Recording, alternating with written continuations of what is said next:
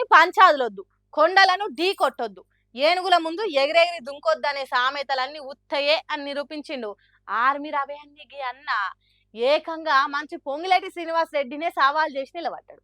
ఆ ముచ్చట ఆర్మీ రవి ఊరోళ్ళు ఖమ్మం జిల్లా వాళ్ళు చెప్తున్నది కాదు, ఏకంగా బీఆర్ఎస్ పార్టీ లీడర్ సాబే మెచ్చుకున్నట్టు మాట్లాడిండు ఆర్మీ రవి అన్న గురించి. కదేంటో మీరు చూడండి. మా తమ్ముడు ఆర్మీ రవి అనే ఓ పిల్లగాడు ఉంటాడు. ఎక్కడున్నాడు ఆయన? ఎక్కడున్నా నిలబడి తమ్ముడులే చేయలేపు. ఆర్మీ రవి అని ఓ తమ్ముడు ఉంటాడు. ఎక్కడ ఉన్నాడు? శుద్ధవాగు సర్పంచ్ గారు. సరే ఉన్నాడు, ఎక్కడ ఉన్నాడు?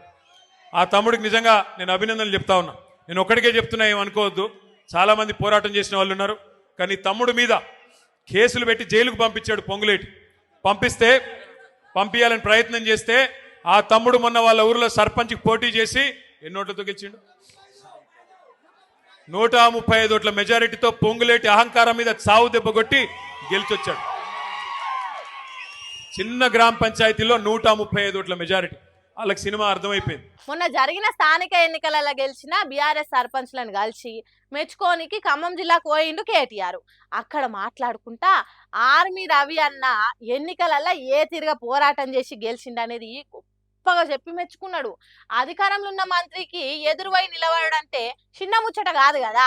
అంతేకాదు, కేసులు పెట్టి బెదిరించినా సవాల్ చేసి గెలుచుడంటే గుండెలల్లా దమ్ము ఉండాలి అన్నట్టు చెప్పిండు. ఇట్లా సర్పంచ్లను మెచ్చుకునుడే కాదు, ఖమ్మం జిల్లా నుంచి ఉన్న 3 మంత్రుల గురించి చెప్పుకుంటా, మీ జిల్లాలో అందరు మంత్రులు 30% నడిపిస్తున్నారు. B tax 30%. ఇక్కడ పక్కన పి ట్యాక్స్ బాంబులేటి మంత్రి గారికి ఆయన ట్యాక్స్ కూడా 30%. ఏ భూమి ఆయన దగ్గర పోయినా 30% నాకు ఇచ్చేయమని అడుగుతున్నాడు బాంబులేటి గారు. అట్లాగే ఇక్కడున్న తుమ్మల గారు కూడా, ఆయన కూడా అదే పనిలో ఉన్నాడు. ఎవరికి వాళ్ళు ముగ్గురు ఇవాళ ఏ ఒక్కరు కూడా జిల్లాకి పనికొచ్చే ఒక్క పని కూడా చేయడం లేదు. ముగ్గురు మోసగాళ్ళు, మొనగాళ్ళు కాదు. ఒకటి మాత్రం వాస్తవం, ఈ 3 మోసగాళ్ళకి అసలైన నాయకుడు ఎవడా అంటే అలీబాబా పైనున్నాడు. ఇప్పుడు తెలంగాణలో రైతన్నలు దానిలాడుతున్న యూరియా ముచ్చట గురించి చెప్పిండు. 2-3 రైతన్నలు వచ్చారు.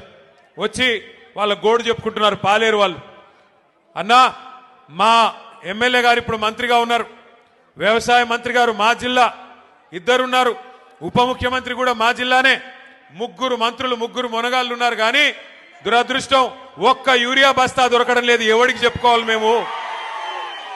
ఎవరికి చెప్పుకోవాలా అని రైతన్నలు వచ్చి అడుగుతుంటే వారిని నేను ఒకటే అడిగిన, మరి మార్పు అన్నారు, మార్పు అని ఓటేశారు, బాగున్నదా మార్పు అని అడిగిన.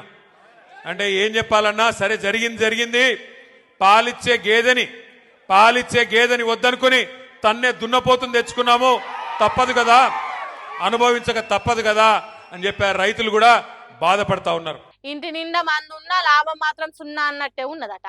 ఇక కేటీఆర్ సభ గురించి ముందే తెలిసిన వైఎస్ఆర్సీపీ కార్యకర్తలు జెండాలు చేతబట్టి గట్టిగా ఘన స్వాగతం పలుకుడుతోని ఇప్పుడు ఈ వీడియో సోషల్ మీడియాలో సొక్క వైరల్ అవుతుంది. బీఆర్ఎస్ వైఎస్ఆర్సీపీ ఒకటి, కాంగ్రెస్ టీడీపీ ఒకటి అన్నట్టు తయారైంది ఈ రాజకీయం అని మాట్లాడుకుంటుర్రు 2 తెలుగు రాష్ట్రాల పబ్లిక్. సరే, ఎవరి దోస్తాను ఏంటిది అనేది పక్కకు పెడితే ఐబొమ్మ రవి తీరుగా ఆర్మీ రవి కేటీఆర్ మీటింగ్ లో ఫేమస్ అయ్యిండు.